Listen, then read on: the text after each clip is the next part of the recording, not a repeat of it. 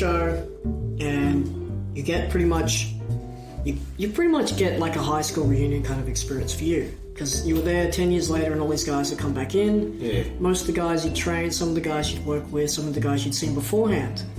And then after Ashmore, PCYC, we do a couple of shows there, and then we transition over to what the venue is that we now still use as IPW, which is the William Duncan State School in the Rain.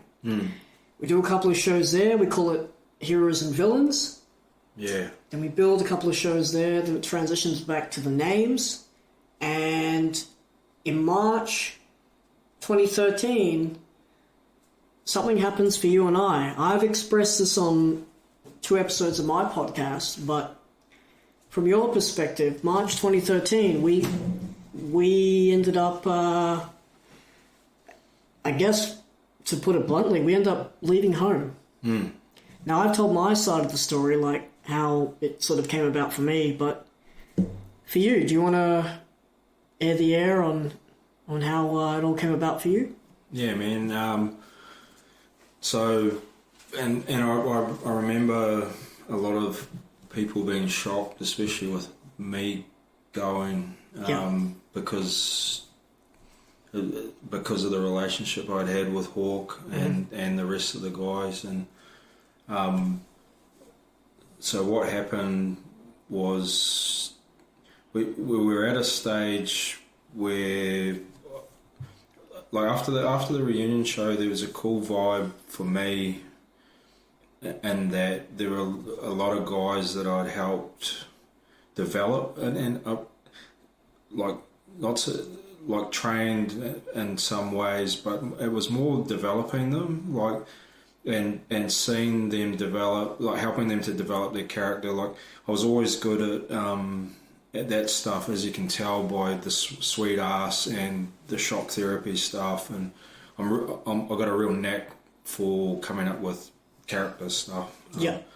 And it was cool at the reunion show to see guys I'd helped to develop now doing their own thing, and earning respect.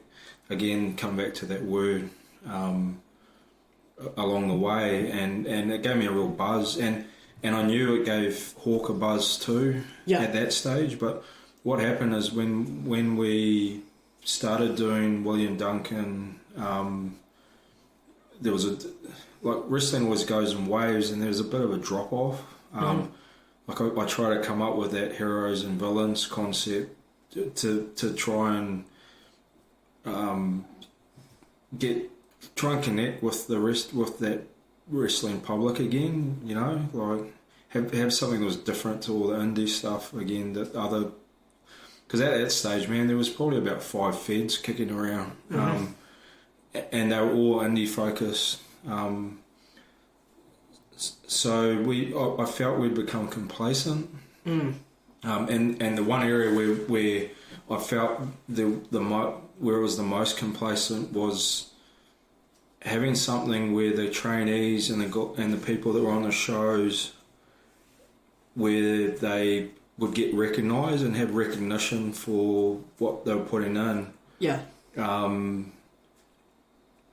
now that there's 5 feds around, and not wanting them to jump ship, because unlike back in the day where we were the only show in town, and if you didn't want to wrestle for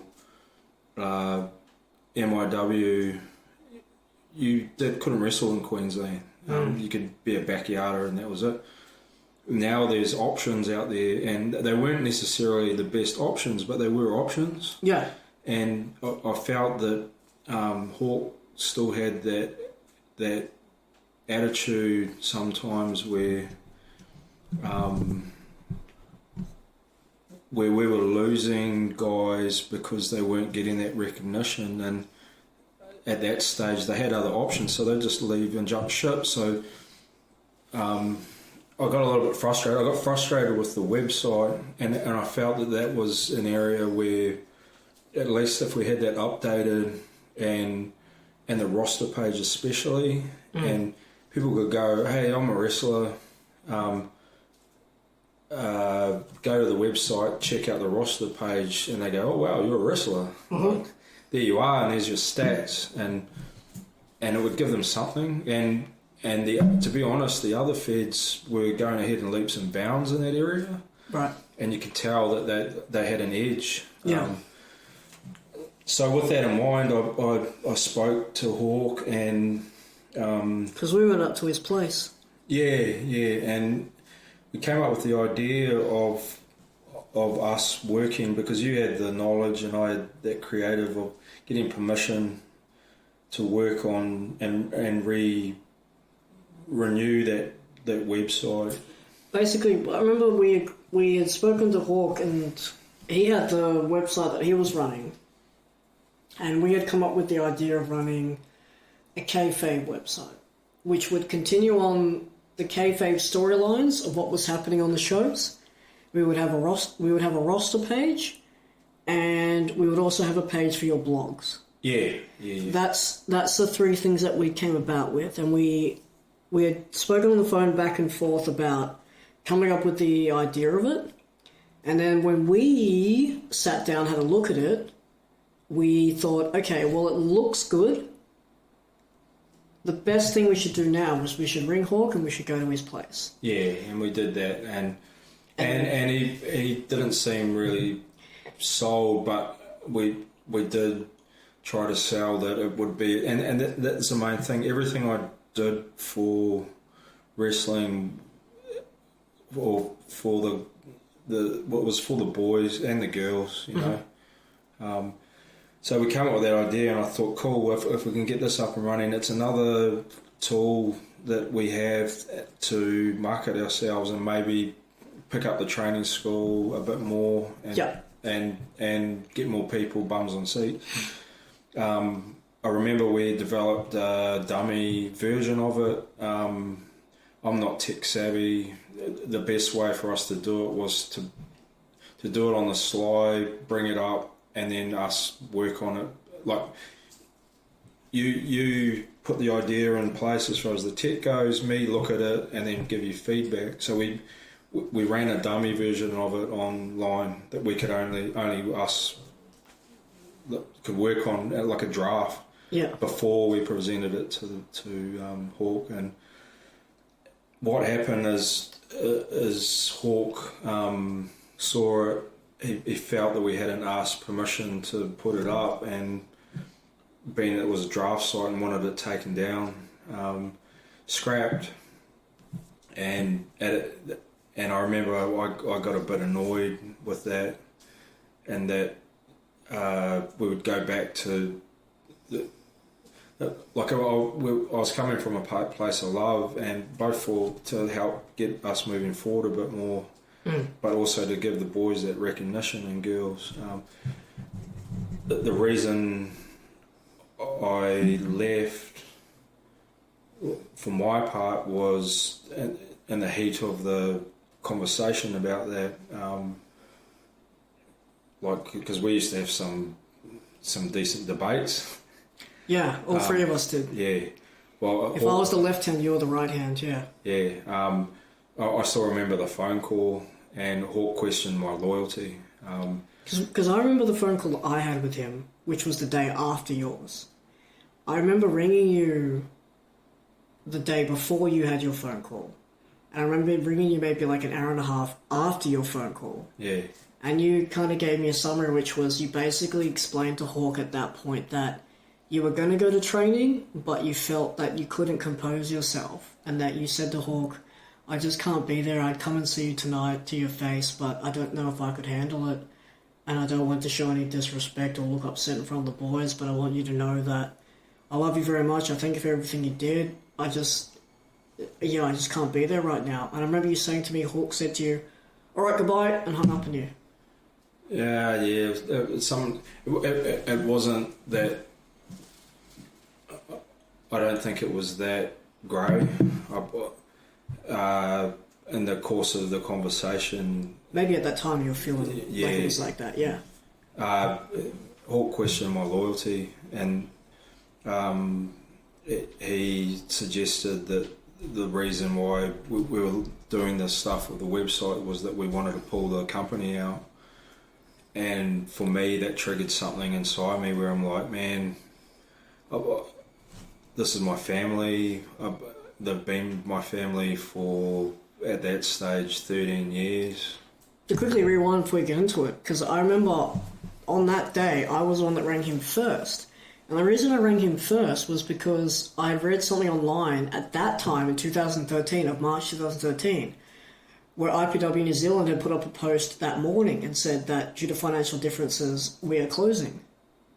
And I knew the relationship that IPW Australia New Zealand had, not only with the South Pacific, but in the business aspect. So I rang Hawk and I said, you better be sitting down because this has happened. And I read him the post, word for word.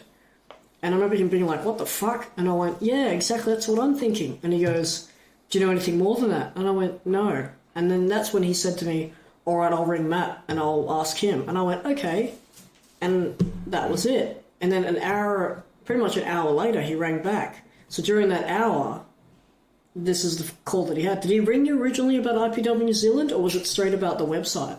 No, I can't remember, man. It was about the website. It was that they'd seen it. He wanted it, the draft version taken down, and that, like, he was real upset, and I'm not going to get the hands on the company, and that's what triggered it for me. I'm like, man, if there's one thing that shouldn't ever be questioned is my loyalty, both to Hawk, given that he's a father figure, but especially to the company, given what we'd been through, that we'd been there when it had almost folded a couple of times, and the energy I'd put in for my little bit, like along the way, and that just really pissed me off. And we're both stubborn dudes, and he's stubborn and I'm stubborn, and we hung up, and I said, man, I'm leaving then. Yeah, I think I rang you pretty much shortly after that. And when I said that, he hung up, and then we didn't talk to each other again for a long time. The thing is that I still felt at that time that I still had a lot to give to wrestling, and so we went looking for another family, and I knew I didn't want to get involved with the southeast Brisbane Gold Coast scene because it just wasn't for me. Yeah, because I think that happened on a Tuesday, that whole conversation, and I remember him ringing me back after he spoke to you,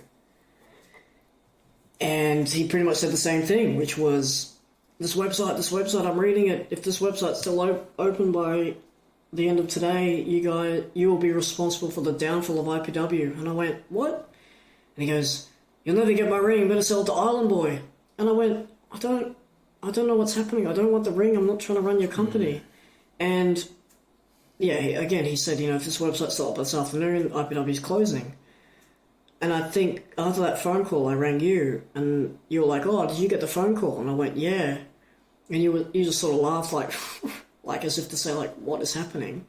And I went, what are you going to do, man? And you said, oh, man, I think I'm pretty much done now. I'm going to sleep on it, but I might have to pull the pin, because that's just silly. I mean, for me to be there for 13 years and never question him once, and we try and help out the business by expanding it, by doing this kayfabe website, and he... No, man, I question him lots, and again, I think that's how we had a mutual respect along the way, but this was a bigger questioning than the other times, and yeah. But that's what I remember you saying when you rang me, and then you was like, oh, I'm going to have a sleep on it, I'll see how I feel in the morning, but yeah, right now I'm pretty gutted. Yeah. And I went, okay, and I said, yeah, I'm the same. And then the next day I rang you back, I think in the afternoon. I said, what are you doing, man? And you said, oh, I've already rung him. I said, oh, okay, well, what are you doing? You said, oh, I'm done, man. I said, oh, what happened? And you said to me on the phone, oh, I told him that I was going to go down to training and do it to his face, but I just don't think I could bear it. I don't want to be upset in front of the boys, so I rang him and told him how much I appreciate and love him, and said that I would have come down to see him, and that it's no disrespect to him. It's just one of those things where I just can't be there right now. It's just too hurtful. And you said to me at that time, Hawk said, all right, that's how you feel, then that's how it is. All right, see ya. And you said to me, man, I was so hurt that 13 years just went down the drain by basically him hanging up on me. By going, all right, that's how it is. Yeah. And clicking. And the next day he rang me, and I knew that once you'd left, we started getting the phone calls from pretty much all the old guard, being like, WTF, WTF, WTF. And the next day on Thursday morning, I was coming back from my girlfriend's house at the time, and he had rung me and I missed a call because I think I was on a bus or a train or something, and I didn't want to answer it and be like, have some yokel being like, you got any coins? And I'm like, well, hey Pete, how's it going? You know, I didn't want to deal with that. So I remember getting home and calling him back, and I was thinking, man, I know he doesn't apologise to pretty much anyone, but maybe him ringing is to say like, don't leave, as if to say, if I don't leave, then maybe he'd ring you. And I'm thinking like, oh, maybe that's why he's wrong. So I rang him back, and he answered, and he goes, hello. I'm like, hey Hawk, it's me. And I'm thinking, all right, here we go. He's going to apologise. Legendary Hawk never says sorry to anyone. He's going to say sorry to me. We're revolutionary. And he goes, have you quit too, have you? And I went, and at that point I was just over it. And I just said to him I was done. And I said, I can't stay there anymore because it's just, what is this? And he goes, all right, if you leave, that's permanent. Black name on your name, never come back ever again. I said, Hawk, I said, honestly, man, you do what you have to do, man. I said, I can't be there. All right. And I could hear him. Little texture in the background. Click, and that was it. So I rang Sue. Said to Sue the same thing. And Sue was so lovely. She always has been. And she said, well, you know, it's just a business decision. He doesn't take it personally. And I went, I know. I said, you know, sometimes he does tread that line, Sue, but I get it. After we had left, I remember having a call with you. And I remember having I remember having that conversation with you about, yeah, where are we going to go? Because the Gold Coast, we didn't want to go anywhere around the Gold Coast. We didn't want to go to Brisbane because we felt like that was still too close. It was just different scenes, man. It wasn't my sort of wrestling. Yeah, it was. We were looking for, not to put it lightly, but not for an indie aspect, but for a family aspect. And I think a couple of months prior, we maybe had gone to a Prowl show with like Poison and that, and Jimmy Sparks was there. Nah, man, I never went to a Prowl show. I think, I can't remember, it could have been from Island Boy. Oh, okay. Island Boy had known Jimmy Sparks, maybe, or maybe it was a bit of both, and talking to him, it said that Jimmy had started to feed up on the sunny coast. They were still in their infancy, but they were still looking for dudes to help them out, and that's what we did, man. And driving 2 hours up and 2 hours back every Tuesday, and doing the same once a month for their shows, and man, at that time we couldn't thank the way we were welcomed enough. I remember the first training we went to, and they gave us a standing ovation just for us being there, which was cool. Just having another two members in their family. So, and it felt a lot like IPW, and that it was that family oriented show. You know, like with characters. And it was cool. I remember that first training session we went to. We just kind of, Jimmy spoke to us and said, "Oh, if you guys just want to chill out here, we'll just, you just sit in, and any feedback you guys have at the end, just let us know." And so we were sitting there, and all the guys were doing like crazy finishes and signature submissions, and me and you were going, "There's no structure. It's just free for all." And then I could remember feeling that the locker room was treating us like, "Oh, there's you, the dad, and there's me, your son," being like, "Oh, this dad and son are we're going to show how cool it is. And then at the end, Jimmy goes, hey guys, this is Matt. Matt's got 13 years experience. This is Flash. He's got 5 years experience, and they're going to come up and help us. And collectively, they all went, oh, no. Like, they all sort of shut their eyes. Like, they were so embarrassed. Like, oh, no, what have we done? And then after that, they're like, I think you gave one of your famous speeches, man. That's what caused the ovation. Yeah. We pretty much just said to them, like, hey, we're come to make, help you guys out. And we want you guys to have have the journeys that we've had so far. And everyone was like, yeah, excitement. Yeah, I really like the locker room up there. Yeah, fantastic guys. Like Jimmy was an awesome dude. Like all the guys made us feel real welcome, and they were doing their own thing. They had their own scene. The crowds were legit. They were marks, like similar to the IPW crowds. A lot of families. So yeah, it was fun. It was fun to work in a different environment. The travel wasn't. You narcoleptic little fuck. Yeah. On the rides back. Hey Flash, your only job is to keep me awake for the next 2.5 hours. Okay, man. Yeah, on the ride home, I put some sunglasses on at 10 o'clock at night. Hopefully you didn't notice. Yeah. So you did a lot of sleeping and I did a lot of driving, and it was worth it. Yeah. And it sort of reignited my passion a bit. Yeah, same. And then over the course of the next few years, we sort of crossed paths with. We never lost touch with the guys. In fact, the first ever Sunny Coast Pro Wrestling show I went to was with Hawk. We went up there with Hawk and Ash, and then Hawk gave Jimmy some feedback after the show. And yeah, I really enjoyed my time up there. That then led into Tavern.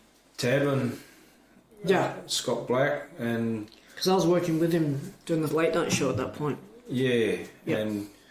And being a massive wrestling fan too, and wanting to have a crack at creating a TV product that for the community TV, which was cool fun. Because he had been there with MIW, IPW as a commentator, and then helping out with the Slam Nation seasons that IPW did. Yeah.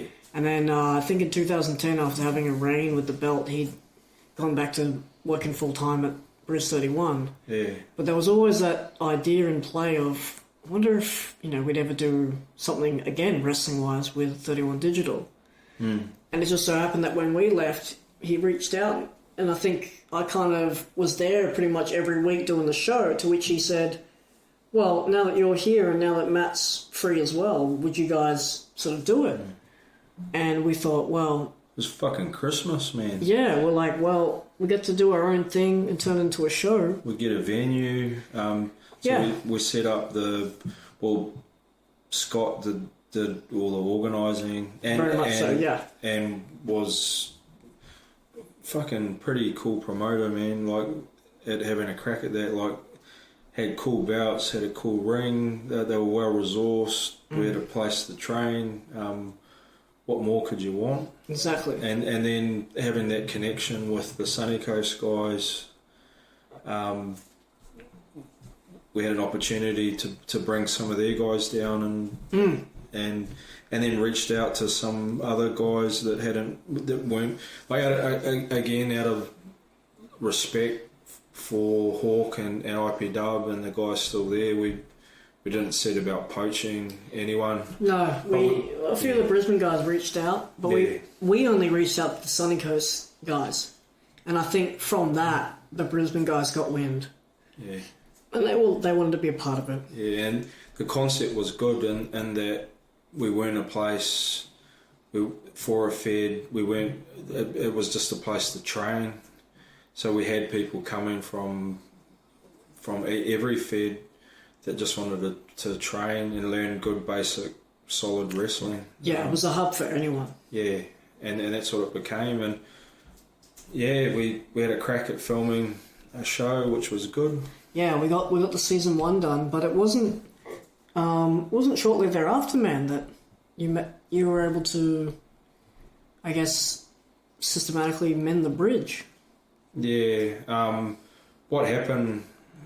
Again, even though we'd had a big fight, I never lost the love for Hawk, and every New Year's I'd get drunk.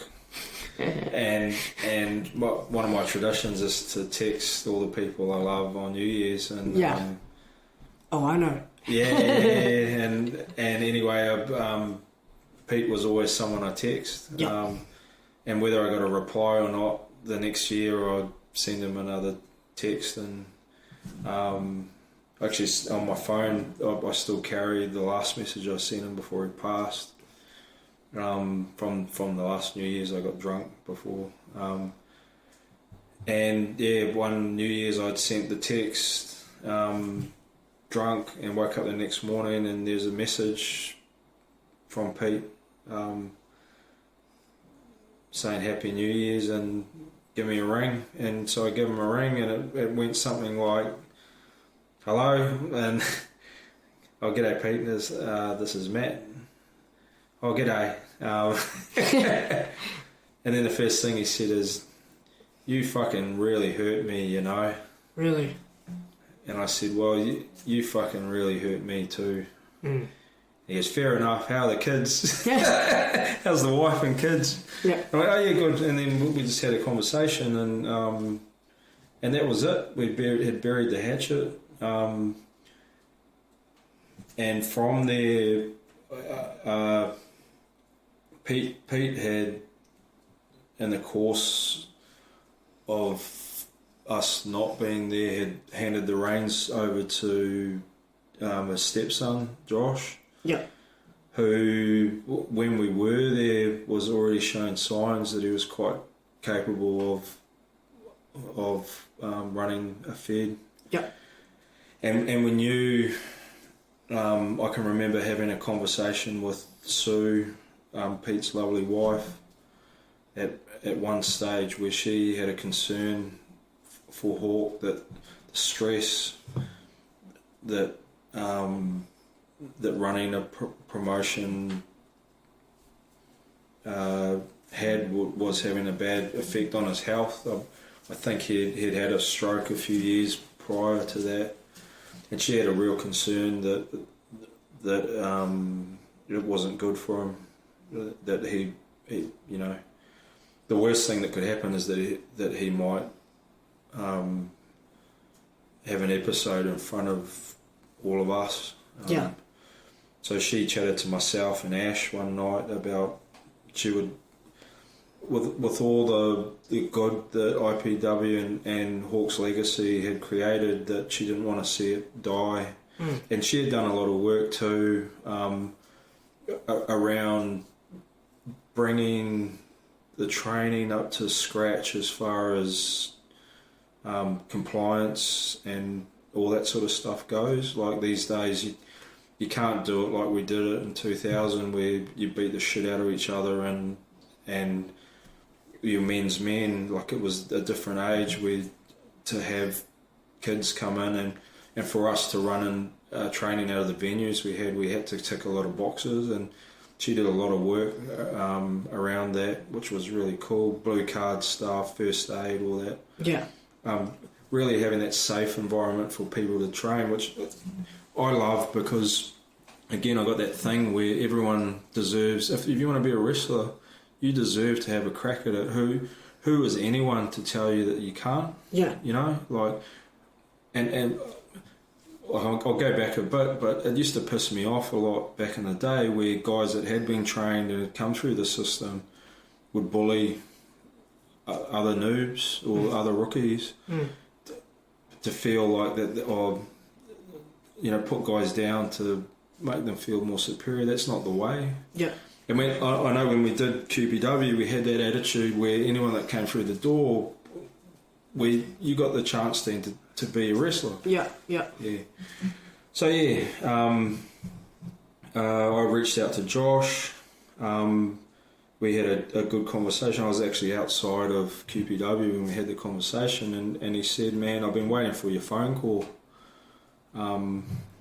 he used the word asset. He said, I feel like you'd be a real asset to us doing what we are doing now.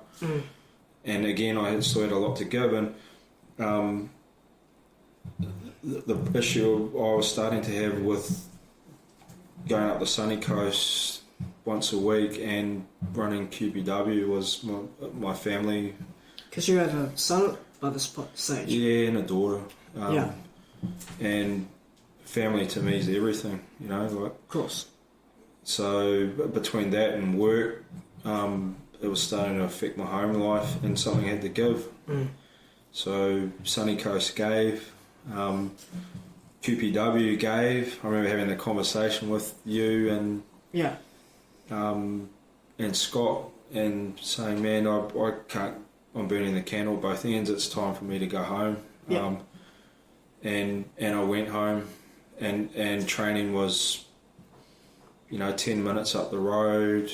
And with my son has been a mad wrestling through osmosis since he was born, almost. Yeah. And we're getting to the stage now where he's a pretty handy football player, but he loves wrestling. He's always out in the garage. I've got a set up at home, jumping around, jumping off ladders and shit. And thinking of that, like, I wanted a place for him to train eventually if he should choose to do that. And there's nowhere better than IPW as far as I'm concerned. So I went back, and I walked in, and much like we did on the sunny coast, the aside from Ash, Scorn, and a few of the boys, there's a lot of noobs, and no one knew who I was, which was cool. Yeah. So I had to prove myself again. Yeah. So I ended up going and stretching a few guys. That's one way to prove yourself in. Yeah, and meanwhile, Flashman was running QPWs. Yeah, no, we, after you left, we kind of scratched our heads, man. We thought, man, what do we do now? We got a few other trainers in. We got AJ Istria, and we got Island Boy in. I did a few things. We got Kelso Cajones in, and they had originally signed off because Scott at that point had left 31 Digital, which was the main overhead of QPW at that point. And the new guy that took over had agreed to a season 2, to a business plan that I had written up in a week, a 14-page business plan outlining a season 2 of QPW. And they had agreed to it, and then, as luck would have it, Malcolm Turnbull happened, didn't he? Yeah, he kind of sold off the airwaves, which left, the community radio station with no airwaves, which is, what do you do? They moved to a new facility. It couldn't house the ring. We stored it at, I think, pretty much Ash's house, and then they just, as far as I knew, they contacted Ash fragmentedly about the ring, because it was still at that point theirs, but yeah, it just kind of disintegrated thereafter. And I had then, through QPW, just before it closed, had been given the opportunity to work for AWA through Kelso Cajones, to which I then spiraled off and started working for Venom Pro Wrestling. And it was only in 2019, where I had left in 2013. So 6 years later, I got invited back to do a one-off show at IPW for a part of the reunion show. 9 years after I had designed the poster and seen everyone come through the doors of the first one. But it was a surreal experience, because by that stage, we're in 2019 now, you're back home, and I was still doing the AWA and doing the Venom wrestling events, and I had just transitioned over to Venom full-time. And it was January 2019, and I had gotten word on the Saturday through one of the veterans down there at IPW that the unthinkable happened, that Hawk had passed away. Now, I had known through guys like yourself and guys like Ash and and Benny and things like that Hawk was unwell. But when I got that text that day, I don't know, it felt kind of surreal, but I knew that it wasn't my place to say anything, and I think the Monday or the Tuesday thereafter they announced on social media that Hawk had passed away, and there was just a flood of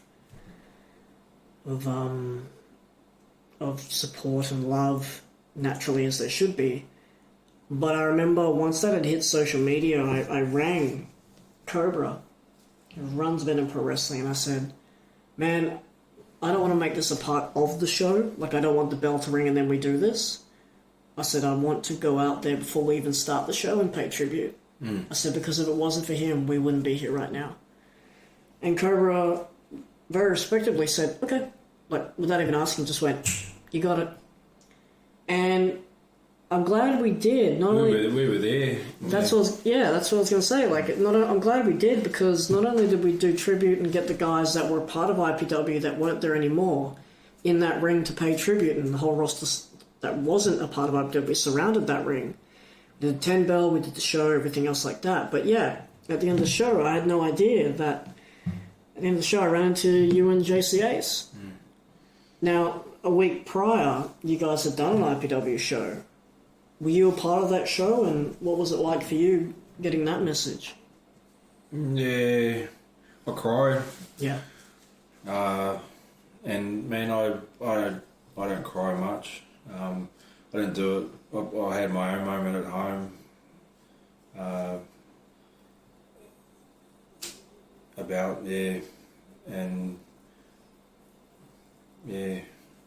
It was pretty sad. Like I'd known Pete was like another dad, you know. Like I've got the privilege of having 3 dads. You know, like my biological dad, my stepfather, who I love. I love both of them, and then my dad I knew the longest. Yeah. who made a man out of me and made a man out of a lot of other people and women too. Sure. But yeah, no, my biggest, the thing I was glad of was that I had the opportunity to reconnect, even though there's, you know, we had that time apart. I still remember him walking into locker rooms when I had gone back and me saying, where's your fucking gear? Come on, we're having a rumble. Yeah. I had the opportunity for ages, because again, me being a journalist, and I haven't done any journalism in a long time, but the one story that I wanted to capture was his story. So I went up and interviewed him one afternoon. Took me ages, bought a dictaphone, sat down and had a really good conversation with him. And then proceeded to have the kids, when I went to dictate it back, my son and his cousin had recorded over it, going, and all I could hear was, I wonder what this button does. So I had this real intense conversation with Hawk in his lounge, and when we knew he had cancer, and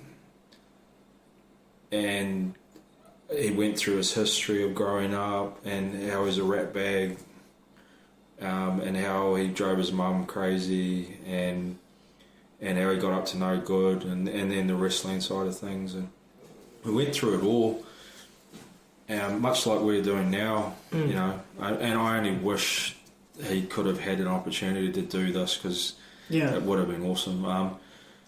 But at the end of the conversation, a couple of questions I had was one, if you could wrestle anyone whatsoever, in your prime, who would it be?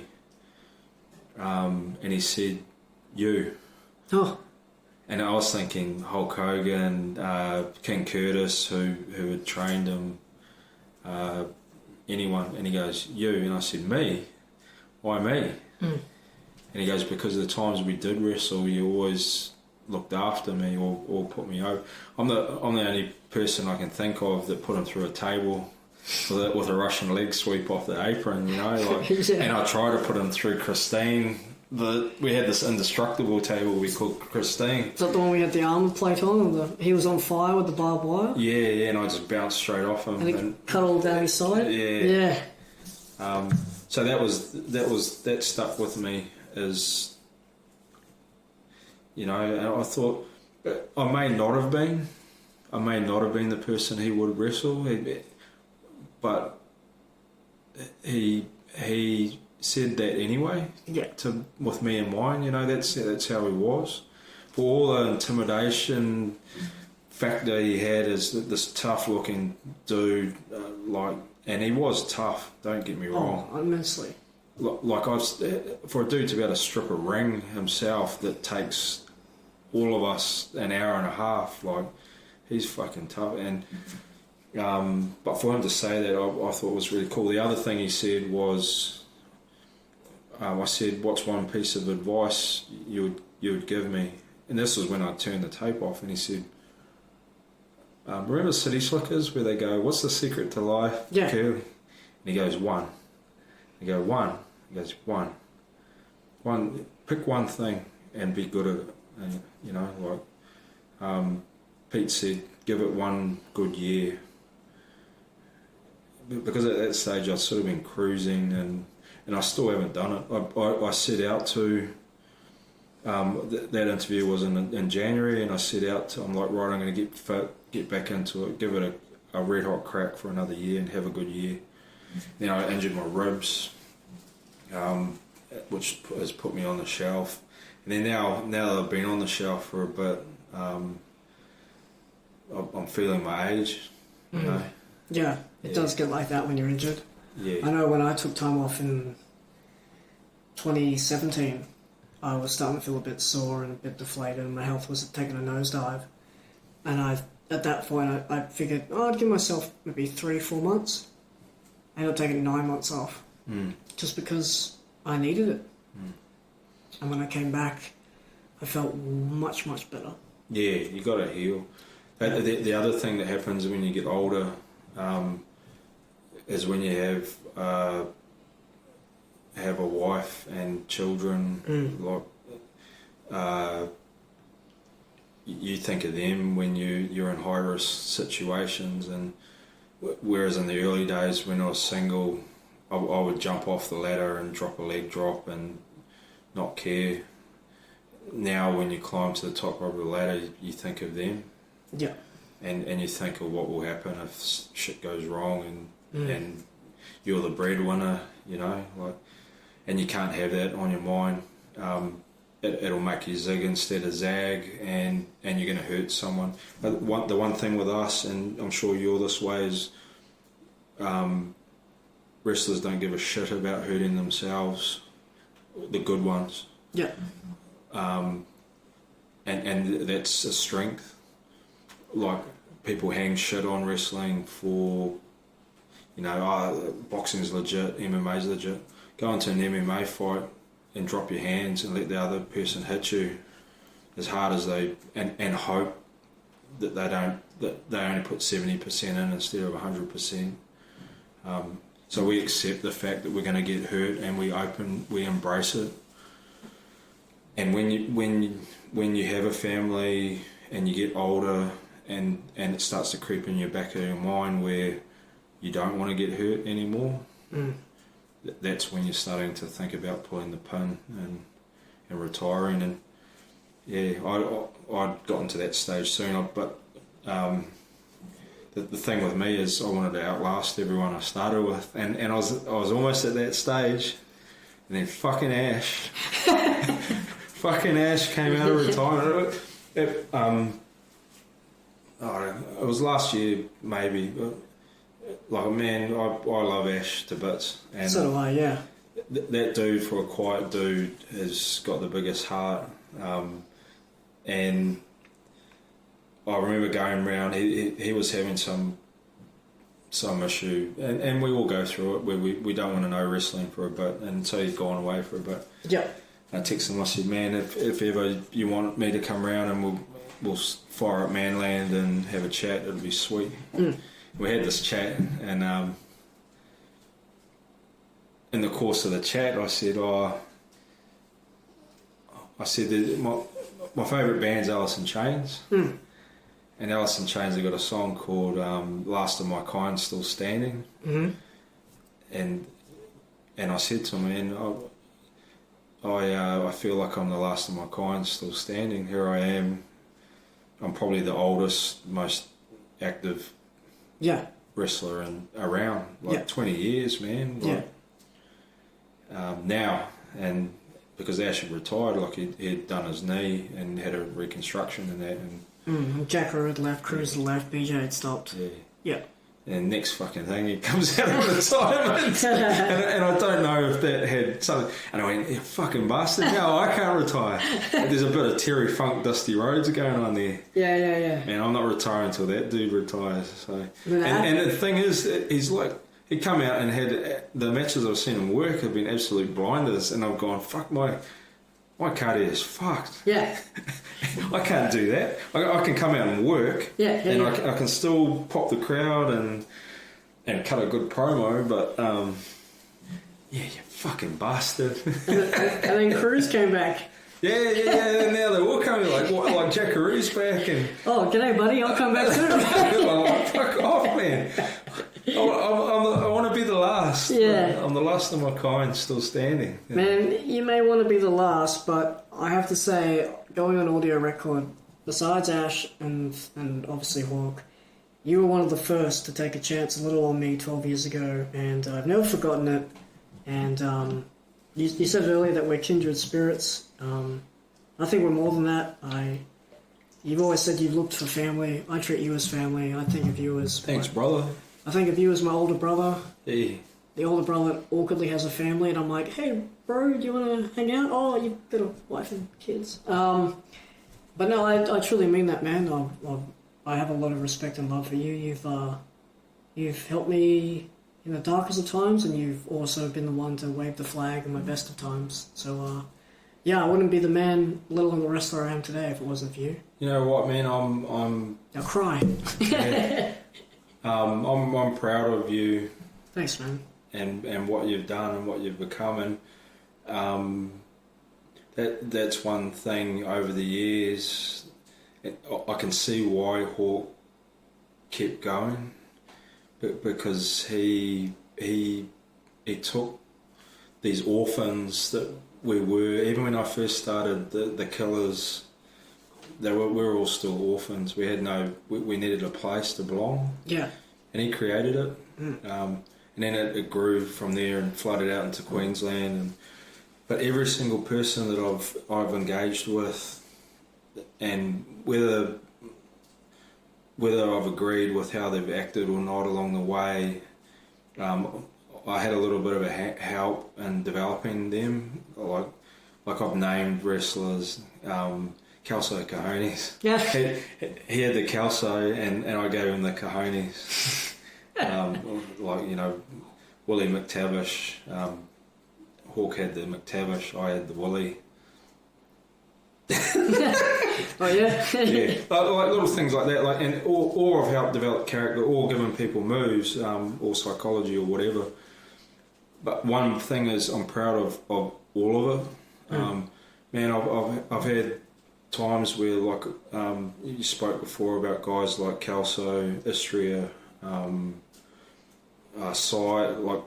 Saib, I see more as a pair, and I've had moments where those guys have come up to me after shows and thanked me, like I remember Kelso giving a speech in front of the trainees at QPW saying, man, you guys appreciate guys like Sweet Ass and Ash and that, because they're not going to be around forever, and you need to get what knowledge they've got and grab it and then and run with it. And it's that passing of the torch. Now the torch has sort of been passed, and our torch is sort of dimming a little bit, and it's time for you guys, and you're doing it, man. Like I see what you're doing with, you know, the different feds that you have a hand in. Yeah. And you're still entertaining the shit out of the crowd, and the kids still love you, you know, even though you're a little bit thinner on top. Yeah. Haven't got that. Yeah, haven't got the flamboyant hair as much anymore. Alright, Matty, we're coming to the end of the podcast now. As much as I don't want it to end, we've been through our start, we've been through your start, all the way up until now. I'm going to hit you now with what I like to call the deep dive. And don't worry, I'm not going to go through your text messages, I'm not going to go through any old photos or anything like that. But what I am going to do is I'm going to ask you some personal questions that only you can give your unique spin and answer on. So you ready for the deep dive? Yes, I am, Flashman. Alright, man. What hurdles did you personally face, and how did you overcome them? Man, I grew up real quick, early. My dad left when I was 7. I became the man of the house. Over the course of the next 5 years, I lost a lot of people that were close to me. That passed away, like most of my male role models in life. So I've had to teach myself early on how to be a man, and have taken a lot from books and culture and wrestling, like we spoke about, and how to do that. And I felt like I overcome that awkwardness of not having a stable family like. Learned a lot from the strong females that did bring me up, and some guys that did come along later on. But man, and I think these days that's something that is around a lot, is having strong male role models. You know, with so many couples breaking up and that. Yeah. Yeah. You speak of strong role models. Who are your personal heroes, and why do you hold them in such high regard? You were saying earlier one was Bret Hart. Is he still one of your heroes? Yeah, as far as wrestling goes, I always liked, one, I liked the way he wrestled, and I liked the way he told a story in the ring. Like, well, how about one from wrestling and one from, if you have one from personal life? Yeah. So wrestling, you're Bret Hart?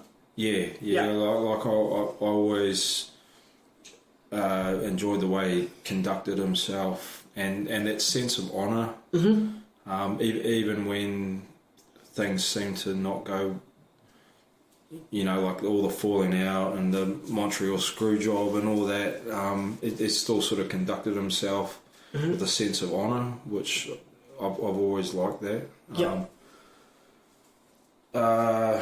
Role models in my personal life. I was actually talking to my wife about this not so long ago, because I was feeling a little bit lost, and it was because those strong male role models that I've had recently have sort of left the scene a little bit. So I like older, like my wife's dad. I've had an older boss that were wise, older wise guys that can sort of have been down the road and made mistakes and can give you advice when you need it. Mm-hmm. So yeah, I've had a few of those. Yeah. Okay. Now you may have answered this already, but I am going to ask you, just in case the answer is different, what was a turning point in your life and how did it affect you? Man, walking in those gym doors for the first time, meeting Hawk. Mm-hmm.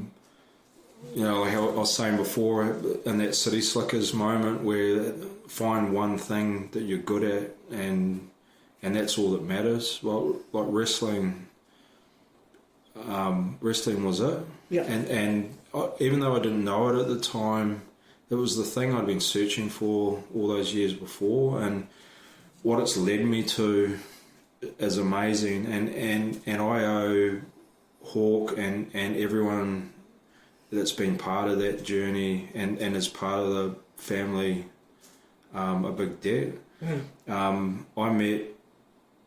I met my current wife through wrestling. Yeah.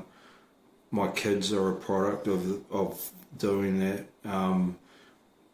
My career outside of wrestling is a product of Hawk helping me out at a time where I didn't have a job and opening a door that's led me to where I can now support my family really well, and have made a decent life. Yeah. So, man, I owe wrestling a lot.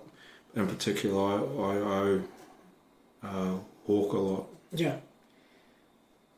What would you tell yourself now if you were just starting out? Yeah, avoid the chair shots, man. Man, I'll tell you what, I met Mick Foley after he did his stand-up once. Man, I got a really good mate here. His name's Mick, Metal Mick, and we go on adventures together, and he got us tickets to Foley, and we met and greet, got him to sign a few things. And I had time to ask one question, and I said, hey man, I run a gym in these parts, like at that time, I can't remember if we were up here or not, and what advice would you give me to give the young guys? And all he said was avoid the chair shots. So yeah, and I can remember Pete giving us that advice too. Yeah. No more, and he banned them, headshots. Yeah, I remember, yeah. So yeah, avoid the chair shots. And the car windows. Immensely. And the blades. Yeah. Yeah. Are you a reader? Do you read a lot? Yeah, man. Yeah. Is there a book that you reread regularly? Yep. I like, in general, I like biographies. I like reading people's stories. Yeah. I read the Book of the Five Rings by Musashi a fair bit. Okay. I like samurai stuff, and I like that sense of honour and loyalty and all that sort of stuff, and there's a lot that can be taken out of that. One of my favourite quotes from him is, the truth is what it is, not what you want it to be. And yeah, so that applies in wrestling as well as life. As if something is what it is, don't pretend it's not, you know. You've had a pretty successful career both in and outside the ring, but how would you define success? Man, success is, for me, is peace. Yeah. It is finding a place where you're content, where everything's cool, everything's chill. You're relatively happy with how things are, you know. Like when you lead a life, like I've had my fair share of drama over the course of life, and to get to a stage where you're at peace with yourself. And not have many regrets. Yeah. I think that's a cool measure of success. All right, this is the part of the podcast now which I like to call the Lipton 6. This is in tribute of James Lipton, who sadly we lost earlier this year in March 2020. He was an American writer, lyricist, actor, and the dean of the Actors Studio Drama School at Pace University in New York City, where he hosted and ran his TV show Inside the Actors Studio from 1994 to 2018. So, in honor and tribute of him, I'm going to ask you his famous 6 questions that he would ask all his guests before wrapping up his interview. So, you ready for the Lipton 6? Let's do the Lipton 6, Flashman. All right, sweethearts. What is your favourite word? My favourite word, Flashman, is indefatigable. For those playing the home game, what does that mean? And when I grew up, I used to read the dictionary. Okay. So I ended up being a journalist. I used to correct spelling for a fucking living. Right.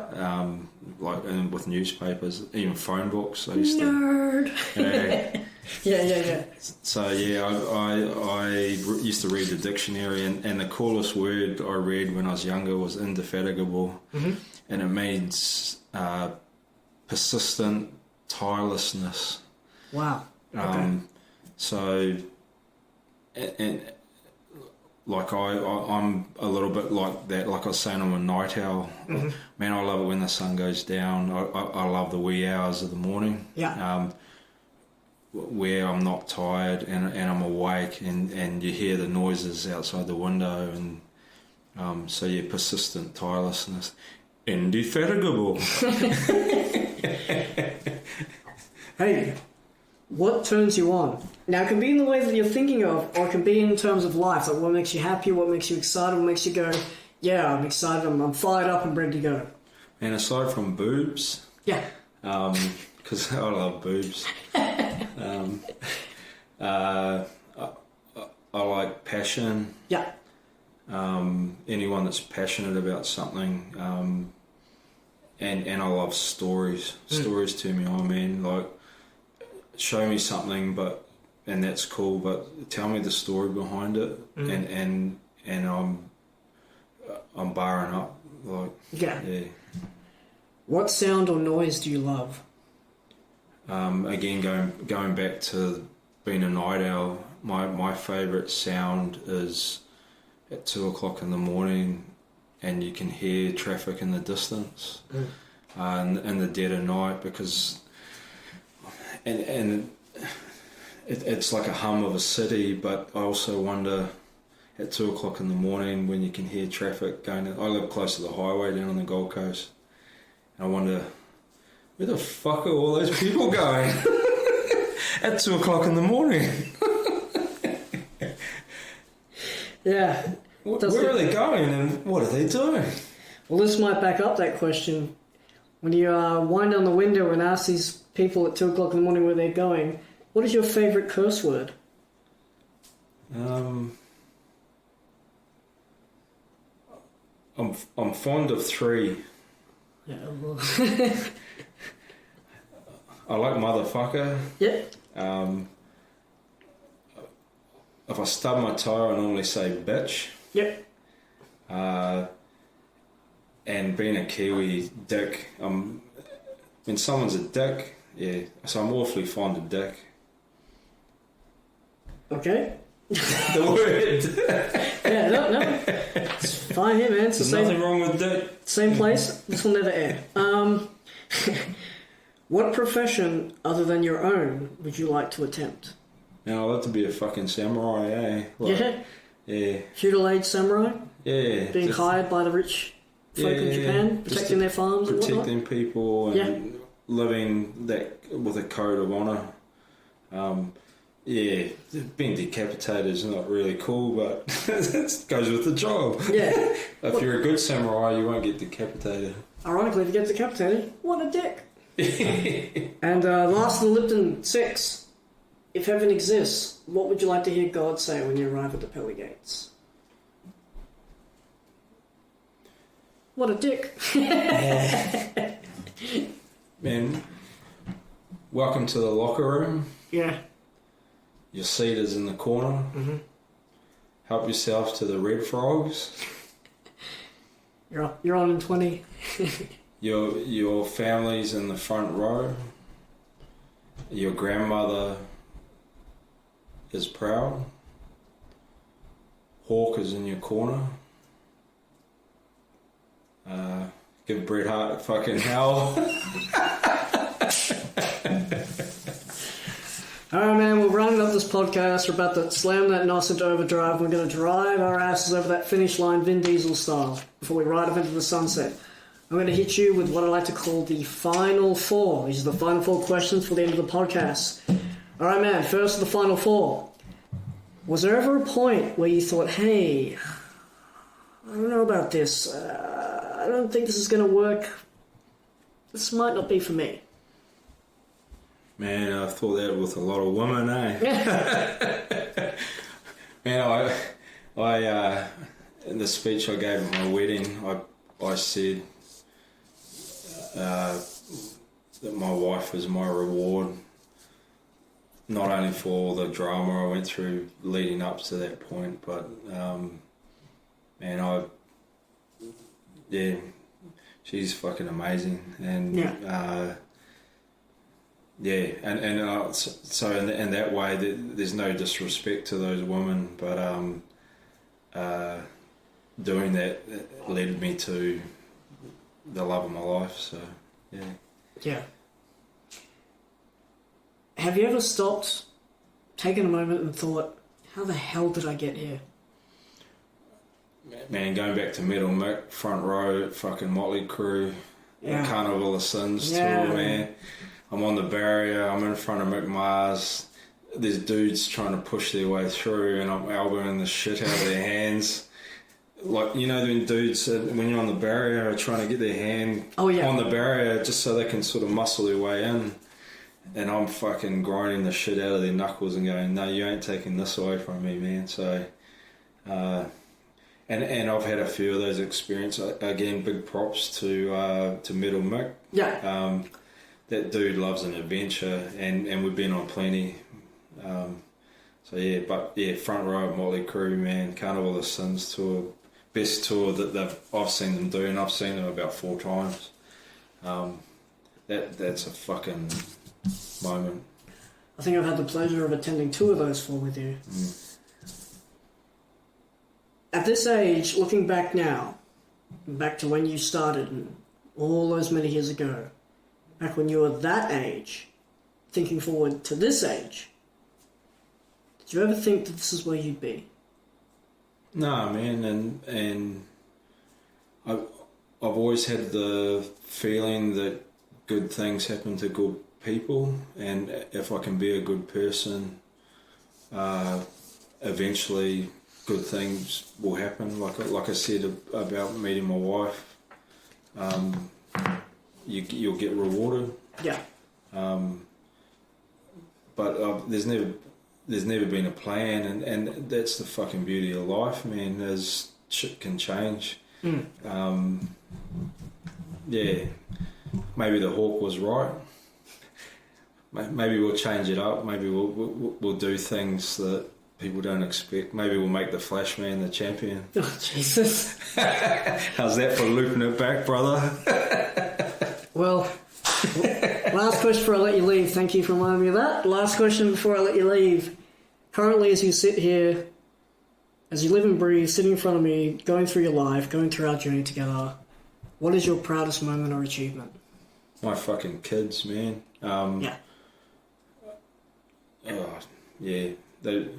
Sorry, Daddy swore, but I'll censor it. Man, again, we loop it back to me not wanting to make that mistake that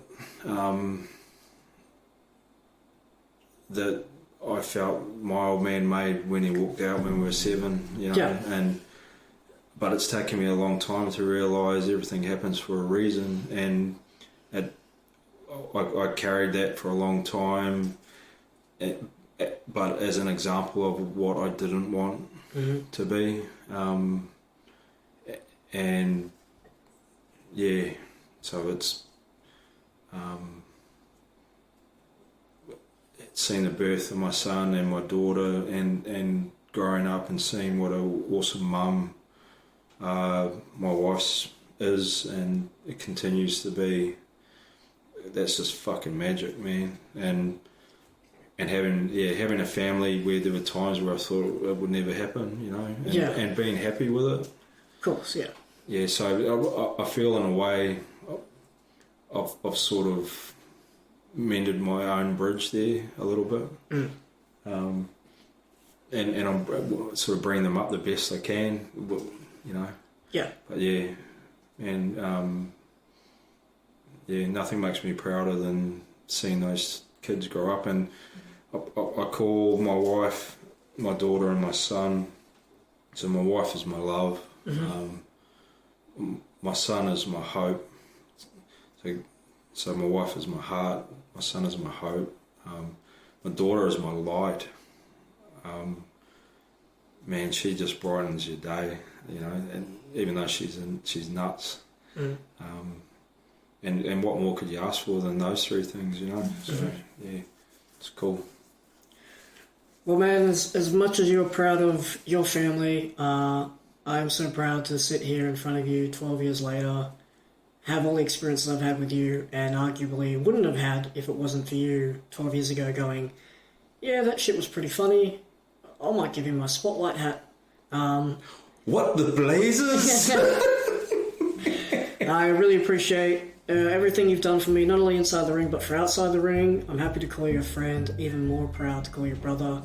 And yeah, I cannot begin to thank you enough for what you've done for me. But I do, if anything, I can definitely thank you for coming on here today, sharing your story, and hey, I hope somewhere down the line we get to do this again and do a part 2. But until then, Matt, I love you, and thanks for coming aboard, man. Fucking awesome, man, and like I appreciate you having me, and I appreciate you letting me tell my story.